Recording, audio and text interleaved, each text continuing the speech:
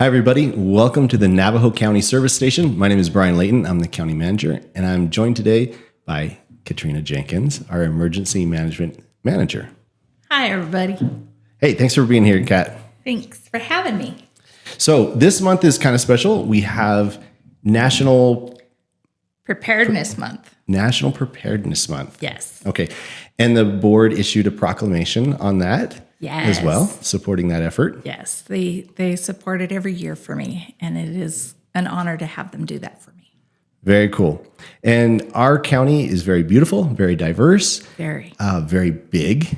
Huge. A lot of different landscapes, a lot of different areas. So there's different threats, concerns that we might have depending on where you live within the county, right? Yeah. Okay. Well, and Kat, how long have you been an emergency management professional? I have been in emergency management since 2007. So was that 17 years? Do the math. Math is not mathing today. So this is not new to you. No. You've been doing this for a long time. I've been here a minute. And are you a native Holbrook? I grew up in Holbrook. I moved here when I was very young. We won't say how old. And I grew up here, graduated Holbrook High, go Roadrunners. Once a Roadrunner, always a Roadrunner, as they say. And so, and then I went to NAU, did a short stint as a manager for motels, and then I came back to Holbrook. And I found my career path with the county as a dispatcher and then moved into emergency management. Yeah, you've done a couple of different things here at the county. Yeah. So I imagine that background in dispatch lends itself very well in terms of relationships and just maybe thinking when it comes to emergency management. Yeah, it helps the understanding and the empathy for our first responder community. That's what emergency management does. We support the first responders. What they're doing, we're in the background trying to make sure that they have what they need.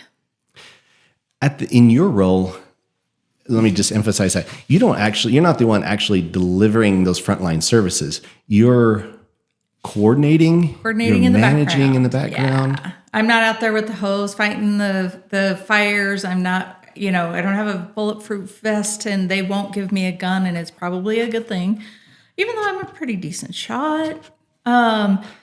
It's just, I am happiest in the background. I love being that support, that cheerleader, that sympathetic ear when it's necessary. But behind the scenes, you're managing relationships, logistics, right? Logistics is a big part of it.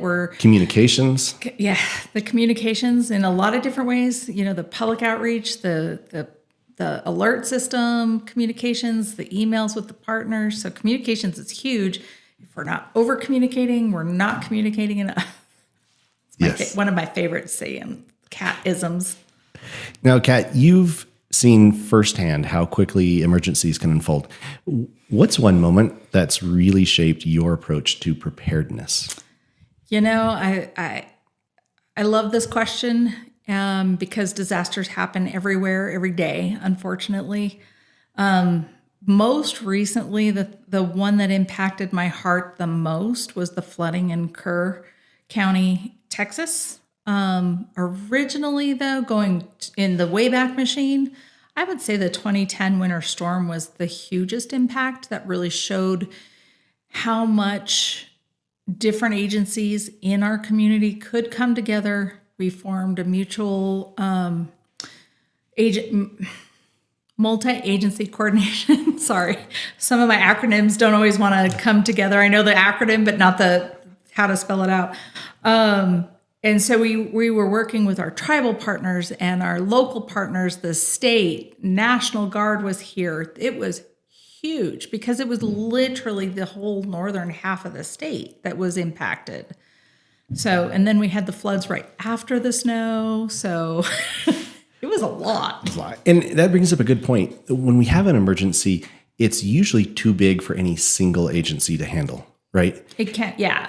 And so that network of partnerships is so important. And your role every day is maintaining those partnerships, the logistics, the coordination, the trainings, right? Yeah. That go into that. And so when emergencies do happen, you have folks that engage immediately, right? Definitely. And, we're when the emergencies happen, before the emergencies happen, after the emergencies happen. That's kind of where I'm at. Like, I'm all over the place throughout the entire process. And it's rewarding and it's tough and all the things. So, yeah. Thank you for your service. My pleasure. And helping out. Now, one of the more obvious when we talk about emergencies and threats to our area, especially in the southern part of the county, are wildfires. Yep. So, how do you, because, and it's, when I say the southern part of the county, that's still huge. It encompasses a lot of areas. And then you have Absolutely. that bordering with Gila County and other areas as well, tribal partners as well. Yeah. How do you go about assessing risk levels across such a big geographic area? That's a great question. And fortunately for us, we have phenomenal partners that come together every year to help with this. We have a checklist, if you will. There's about 14 different indices that we review. We get weather reports, and we're looking at the fuel on the ground, how hot and fast it will burn. It's not just you holding up your finger and and going, I think today's the day. And we have experts in those fields. So we have state and federal forestry partners. We have our local forestry fire guys that know this land, that have been doing it for decades. And then we have our partnership with Apache County that we work with hand in hand on everything. They're our twin county, so we work very well together with them. it sounds like a great mix of tribes, science, yeah. Oh, partners, absolutely. and people, like you said, that have lived here for a long, long time. Yes. They've experienced this year over year. So they can bring that personal insight and combine that with the science, and as a group. Yeah, those make subject decisions. matter experts are, in my humble opinion, bar none. Like, they know what they're doing. And so we come together when we start seeing those kind of telltale signs that things are drying up and looking a little scary out there. And as you know, this year was really early when we started back in February talking about restrictions and how bad it was. And we literally just ended restrictions at the last part of July. That was a long time to be in restrictions. Yes. Well, Kat, what are some of the misconceptions that people can have when it comes to the threat of wildfire and danger? A big misconception is that it's going to be the actual fire coming to burn down your house. A bigger bigger threat, I should say, would be the ember cast from the fire, because embers can actually travel miles, 2, 3, 5 miles, if the conditions are right. So you're looking at embers, and that's why we want you to harden your home. Create that defensible space. So what does that mean exactly when you say harden defensible space? So happy you asked. So hardening your home is looking at your home from an objective 360. You want to go out and look. You want to make sure that you're assessing, and there's a bunch of tools out there, and you can even call my office and we'll hook you up with an assessment. We have a professional trained assessor, not to be confused with Mike's office assessor, but he does a wildland firewise kind of assessment to make sure your home is safe. So looking at your gutters, looking at your roof, looking at your landscaping is a big one. And So imagine if a burning ember is floating through the air and it kind of landed in and around your house. Yep. In your what is the gutters. immediate threat? the heat transfer, if it's in your gutters or on your roof, can start a fire on the inside of the house. Even if you have a metal roof, if the ember cat sits there on a pile of pine needles and gets hot and starts a fire up there, it may not burn the roof itself, but it's the heat that transfers to the I inside, had never thought about catching your all those stuff that those valuables that the Christmas decorations that you have in the attic, or the insulation or whatever. There's so many things. If it's a gutter or like a shrub outside your window, if it's not 5 feet away from your house, if you have a shrub right up against your house and it's a little dry and it catches, the heat transfer catches your curtains, which catches the couch, which catches the carpet. So it's that ember cast that can really be the bigger threat, not just the fire and itself. The heat transfer. And the heat transfer. Oh, that's so interesting. It's crazy, right? So going around your home and assessing, okay, that shrub may look really nice where it is, but is the threat worth the risk there? So you want to clear that first 5 feet around your house. Make sure there's nothing that can catch on that first 5 feet. You know, if you have some gravel, some decorative, lava rocks or something like that, that's great. Then you're going to move out to the next 10 feet, 10, 15 feet. You want to go as far out as 30 feet. And you're going to check your vegetation to make sure if you have trees on your property that they're not leaning over your house, so that if they fall or drop fire onto your house, you don't want that. Make sure that the limbs are up at least 6 to 10 feet. And if you do have a tree that's close to your house, you want that limbed up 10 to as high as 15 feet above the roof line, not from the ground, from the roof line. So there's a lot, right? There's so many things to check. So there's tools online? There's absolutely tools online. The NFPA, the National Fire Prevention Agency, has a plethora, my vocabulary word for the day, of tools, checklists, things that the homeowner, they can do themselves. Or like I said, you can get a hold of my office. Mr. Mark Sweeney will schedule a time to go out and visit with our homeowners and do that assessment. Little things make a big difference in an emergency. Things that we don't think about, like a 4-inch reflective house numbers visible from the road. For emergency responders. How are they going to find you? If they can't find your house numbers, how are they going to find you? So, yeah, make it easier. So, thank goodness wildfire season is over, right, Kat? No. Unfortunately, we keep saying it, and I'm going to say it, and I'm going to say it. Wildfire is not just a season anymore. It's year-round. We are experiencing a little, I will say, reprieve because we've had some monsoonal moisture, but it would just take the right spark in the wrong place and we would be back off to the races, or we could have an actual fall fire season, which is not super common, but it has happened. Back in 2020, we actually went into restrictions in October, late October, and I can't remember how long it was for, but we did have restrictions for a period of time in the fall. So if we have a dry out and those risks start popping up that we need to evaluate, we'll potentially see that again. Okay. So besides assessing your home and creating that defensible space around it, what are the top 3 things that every homeowner should do this month to prepare for an emergency? Everybody's got homework. This month.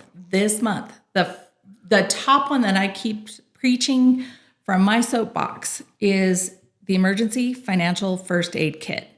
Get those important documents all gathered up, ready to rock and roll. And there's a tool, and you can find it online. We have a link to it on our website at navajocountyaz.gov/ready to get to the emergency management page, not to be a hog or anything, but the emergency financial first aid kit. Get all that paperwork together. Get your deeds, your insurance, your birth certificates. My favorite story that's not a good story. I met a couple at our annual Firewise block party every year. Last year, I met a couple who recently moved to Arizona after surviving the campfires in Paradise, California. They survived. The paperwork didn't. After 5+ years, they were still struggling to get some of the things done for their kids, get them enrolled in schools and things like that. Because we're talking just basic stuff birth certificates, if you're on passports and stuff like that, that without the proper ID can be very hard to get a hold of. Yes, it takes time. And time isn't always on our side when we're dealing with a disaster and the recovery after a disaster. You may not have a permanent address at that point. Those social security cards, those are difficult, passports, everything that makes life easier for you in upfront when you're trying to catch up to that and then get all the stuff, the insurance stuff. it just makes it so much easier if you do it now. And the toolkit, the emergency financial first aid kit, literally is a checklist. It tells you links to where to go get stuff or phone numbers. It is phenomenal. And again, we have that on our website. You can go check it out. You can download, fill it in. It's fillable, because I type everything. I don't handwrite nothing because I can't read my own writing. And so you can fill it out, download it, and then have everything together. And can I show them? Yeah. Please. I brought show and tell. We have these, thanks to our friends at the Department of Emergency Management and Military Affairs. We have these Ready, Set, Go bags. These are document bags to help you get have everything all in one place. Of course, you want to keep it all secure. Okay, so obviously you don't need a fancy No, you don't need a fancy case, bag anything or a like case. that. You can. Literally a plastic bag will work great. A plastic bag, keep it safe and secure. But yeah, because this is sensitive information. It's your social security. You don't want somebody breaking into your house and getting it easily. What I love about this is it does have a short little checklist on the back of some other things that you want to do to get prepared. Like your family communication plan, your medical records.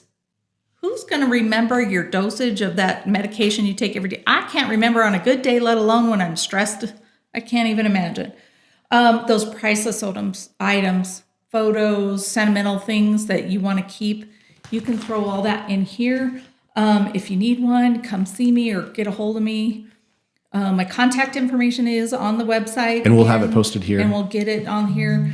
But yeah, NavajoCountyAZ.gov. Sorry. Talking about emergency. Somebody's calling already.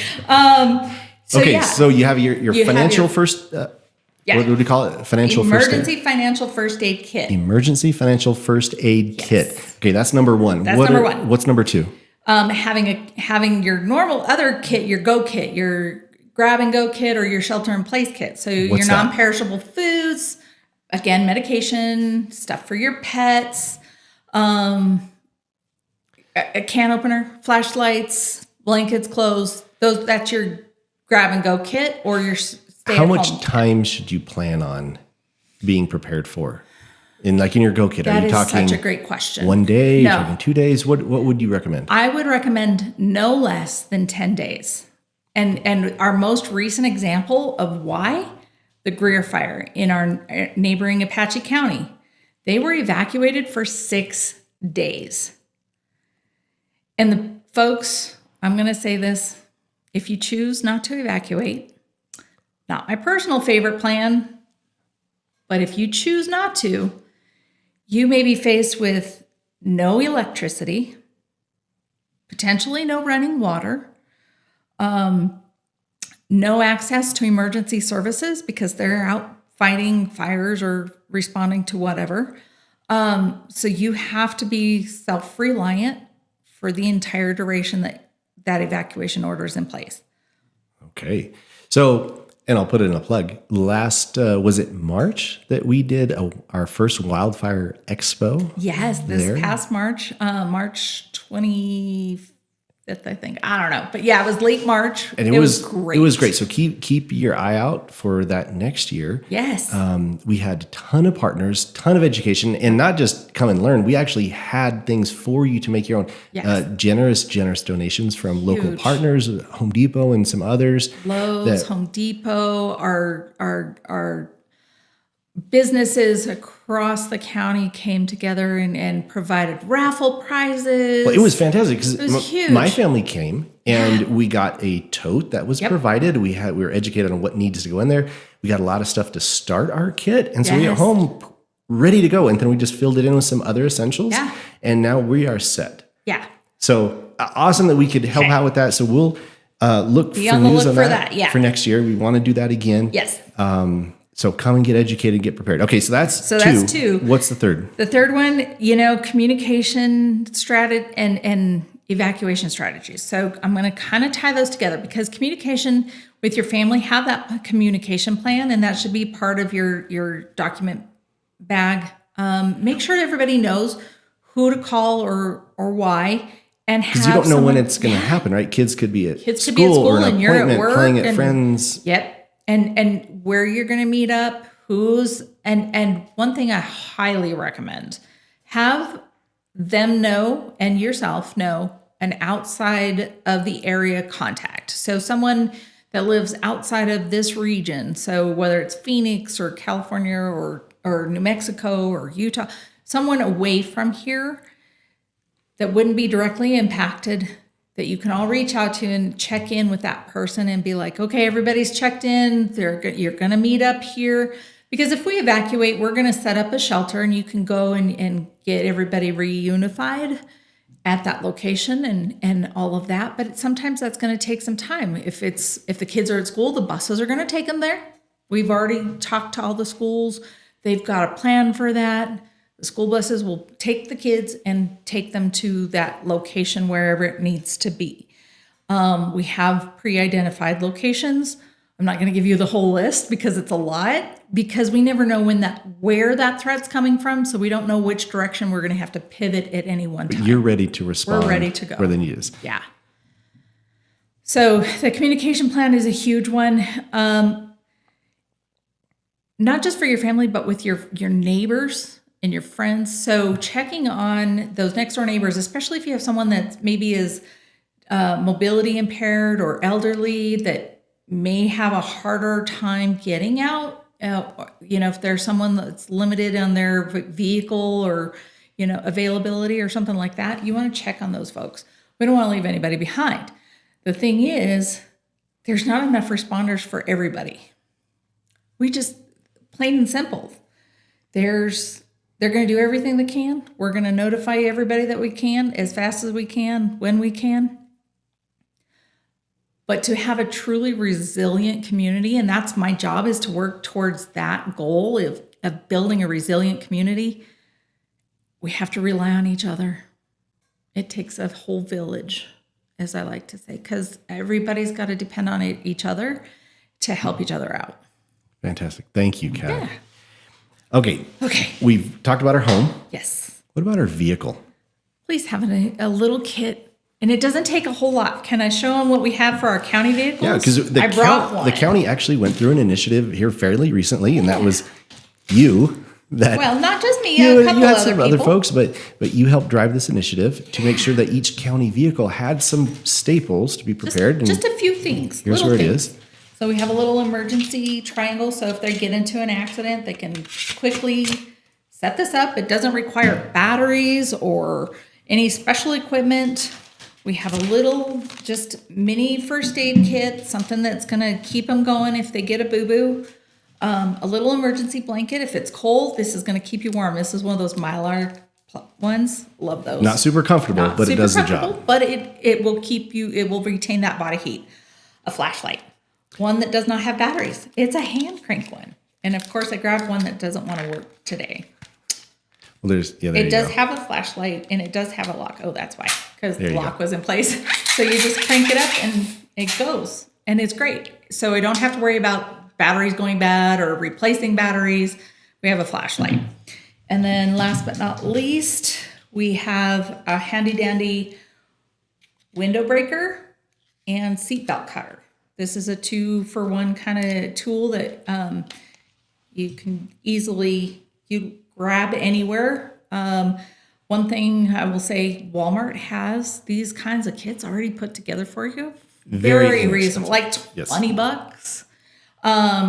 For those that don't know, really quick sidebar, this little hammer, you don't want to go to the middle of the window, corners, folks. Hit the corners. You're not going to break it from the middle. Go to the corner. And then the seatbelt cutter. In case you get jammed up or something, you have a way to get out of that seatbelt. Awesome. So this is the very basic. These are I think the bare fundamentals that you should have in your vehicle at all times. Yeah. What else, in addition to this, Kat, just you being prepared, Yep. What would be in your vehicle in addition to some staples like this? Something I always want to have everybody keep in mind is some protein-based snacks, extra water. If it's winter, throw some sand or cat litter. If you get stuck, those are going to be, something you're going to need. A mini shovel can be helpful year-round, not just for winter, but if you come across a roadside fire and you want to help us put it out safely.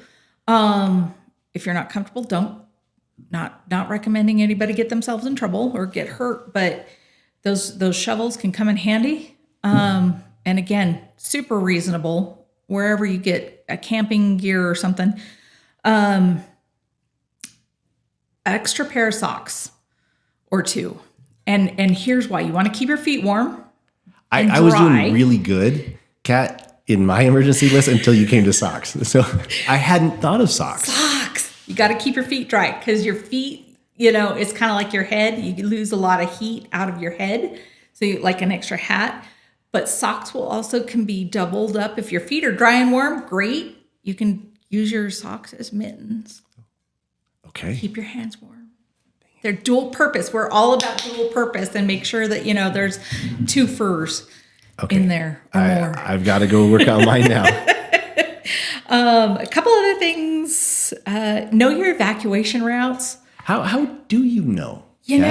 So a lot of our communities are one way in, one way out. That's a little nerve-wracking. We get it.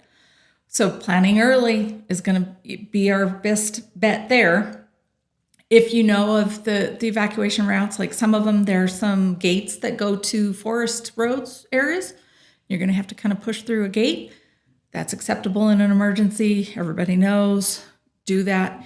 Highly recommend if there is an optional route, practice optional routes. We kind of sometimes get stuck in a rut on one way home, that path that I drive every day to go home, turn left here, and you're almost doing it without thinking. Yeah. All of a sudden you're at home and you're like, wait, how did I do that? Find a different way sometimes. Make sure that you get out of that comfort zone because we may direct you a different way.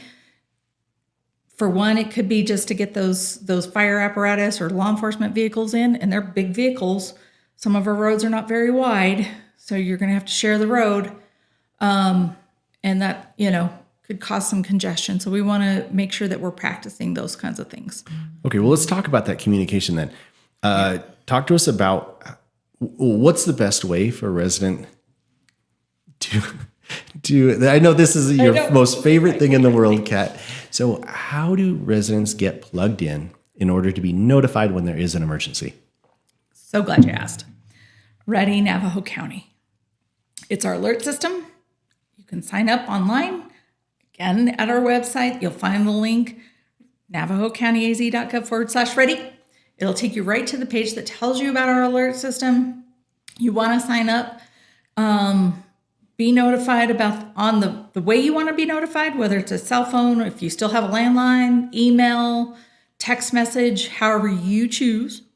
There's multiple options in there, so you can have multiple phone lines for the various places throughout Navajo County that you want to be notified about. So say you live in Lakeside, but mom and dad live over in Heber Overguard, and you want to kind of keep an eye on that. So these alerts are targeted based on where you live. So that's getting exactly what I was your getting to information, next. your physical address, where you reside, so we can be targeted and let you know what you need. And I will say this, a lot of folks, when we have something happen, they're like, well, I didn't get the alert. And they live in Heber Overguard and the issue happened in Lakeside. Well, you're not going to get that alert. Those alerts are going to go to the people most directly impacted and then go out from there. If we have to send an alert and broaden that area, we would. Most recent example was the Sunset Lane fire this summer in Lakeside. It was very finite. It was like a 2-block radius. We sent it out to just the immediate area that needed it because they were reasonably sure they were going to catch it and it wasn't going to be that big of an issue. So we didn't send it out to all of Lakeside. Well, that's a pretty common sense safety too, because you don't want 100,000 people evacuating when you only need this little section. Exactly. Okay, so this is very targeted. Very targeted. You decide how you want to be communicated with, put in your location. And what you want to be notified about. We're going to send you all the evacuation notices and life safety stuff. But if you want weather notifications, we've got that too. You can be notified about tornadoes because, yes, we have those here.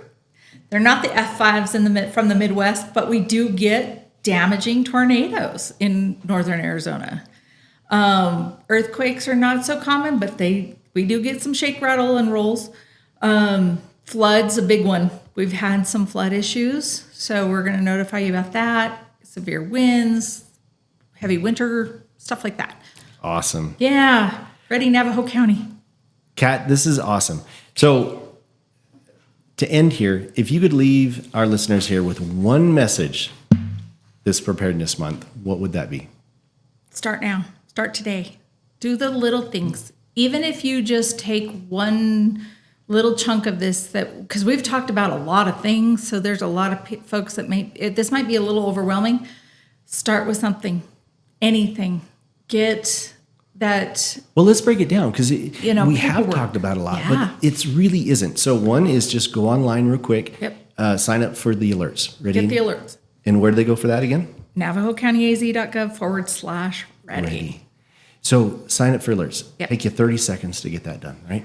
Easy peasy. And if there's problems, my number's there. You can call me and I'll help you. Okay. So then once we have that, then, start at your home. Look around the sides of your home. Just maybe clear some brush out. Think about that.